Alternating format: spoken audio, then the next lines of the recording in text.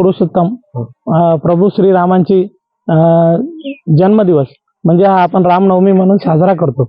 आणि या दिवसाचं महत्त्व असं आहे की येणाऱ्या पिढीला मर्यादा पुरुषोत्तम म्हणजे प्रत्येक गोष्टीची मर्यादा ही आपल्या हिंदू सनातन धर्म संस्कृती एक प्रतीक आहे आणि त्यांचा हा एक वारसा आणि एक आदर्श घेऊन आपण हा कार्यक्रम राबवत असतो.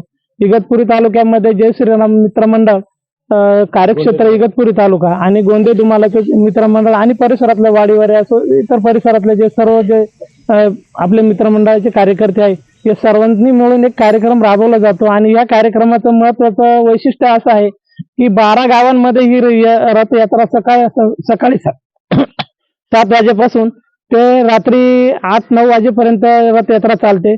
50 किलोमीटरचा राऊंड घेऊन ही रथयात्रा दिवसभर मार्गक्रमण करत असते.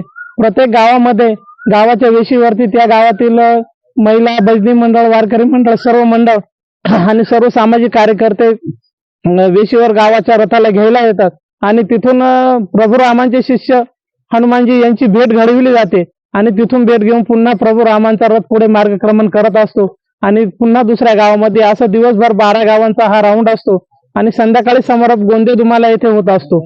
आणि या समारोपाचं महत्व असं असतं की दिवसभराचा जो थकवा कार्यकर्त्यांना आलेला असतो तर त्याच्यामध्ये सर्व समारोपामध्ये सर्व व्यवस्थित कार्यक्रम राबवला जातो आणि तिथून प्रभू रामांची आरती आणि महाप्रसाद होऊन कार्यक्रम पूर्ण होतो.